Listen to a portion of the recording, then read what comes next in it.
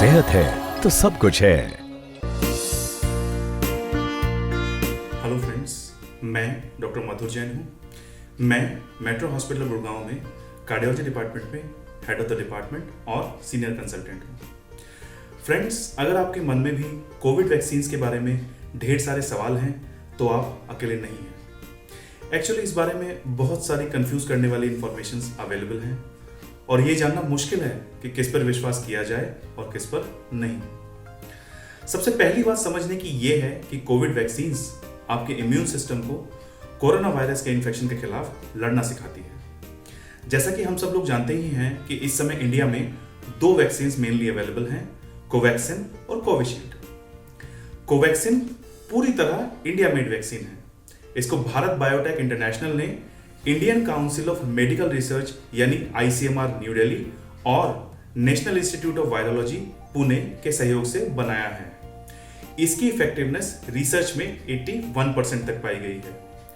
Covishield vaccine को Oxford AstraZeneca company द्वारा बनाया गया है और इंडिया में सीरम इंस्टीट्यूट इसका प्रोडक्शन कर रहा है। रिसर्च में इसकी इफेक्टिवनेस 90% तक पाई गई है।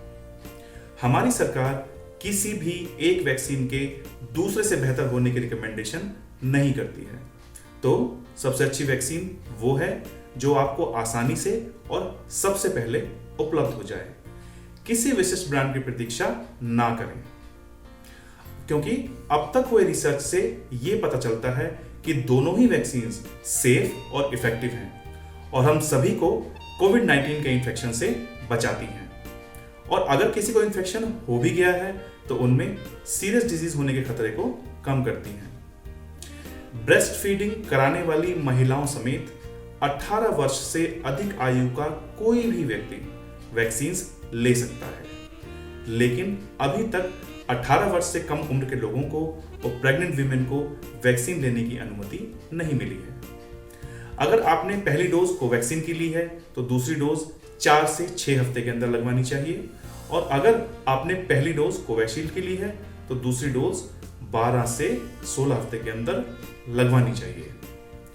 यदि आपको हाल ही में कोविड इन्फेक्शन हुआ है तो आप ठीक होने के 3 महीने के बाद वैक्सीन की फर्स्ट डोज ले सकते हैं। काफी लोग ऐसे भी हैं जिनको वैक्सीन की पहली डोज लेने के बाद कोविड हुआ था, तो वो ठीक होने के 2 महीने के बाद दूसरी डोज ले सकते हैं। जिन लोगों को कोविड इन्फेक्शन तो नहीं है लेकिन बुखार या कोई अन्य छोटी मोटी इलनेस है तो वो ठीक होने के 15 दिन के बाद वैक्सीन ले सकते हैं। जिन लोगों का हाल ही में कोई ऑपरेशन हुआ है या कोविड इन्फेक्शन के अलावा किसी और बीमारी के कारण वो ICU में रहे हैं तो वो ठीक होने के 1 से 2 महीने के बाद डॉक्टर से कंसल्ट करके वैक्सीन ले सकते हैं।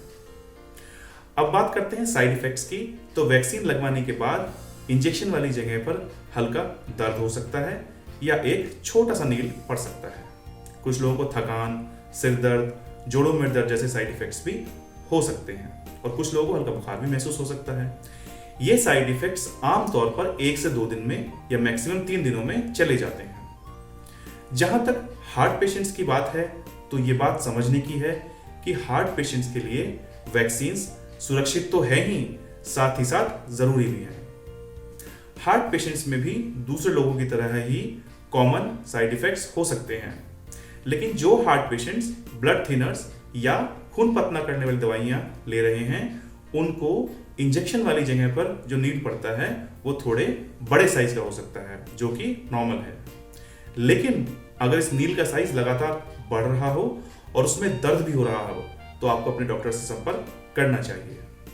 आज हम सभी को वास्तव में अपने जीवन में सामान्य स्थितियों में लौटने की आवश्यकता है। वैक्सीन उन चीज़ों को वापस लाने में मदद करेगी जो कोरोना वायरस ने हमसे ले ली हैं, जैसे कि फैमिली और फ्रेंड्स के साथ क्वालिटी टाइम स्पेंड करना। वैक्सीन भविष्य में सोशलाइजेशन और जुड़ाव की संभावनाओं को भी बढ़ाएगी, जैसे कि नियमित तौर पर काम से जाना या स्कूल जाना। इसीलिए आप खुद को और अपने प्रियजनों को जल्द से जल्द वैक्सीन लगवाएं। और अंत में हमेशा याद रखिए कि वैक्सीन के साथ साथ इस लड़ाई में जो सबसे बड़े हथियार हैं वो हैं मास्क और 2 गज की दूरी। Stay healthy. नमस्कार। Like, share, subscribe for more such informative videos.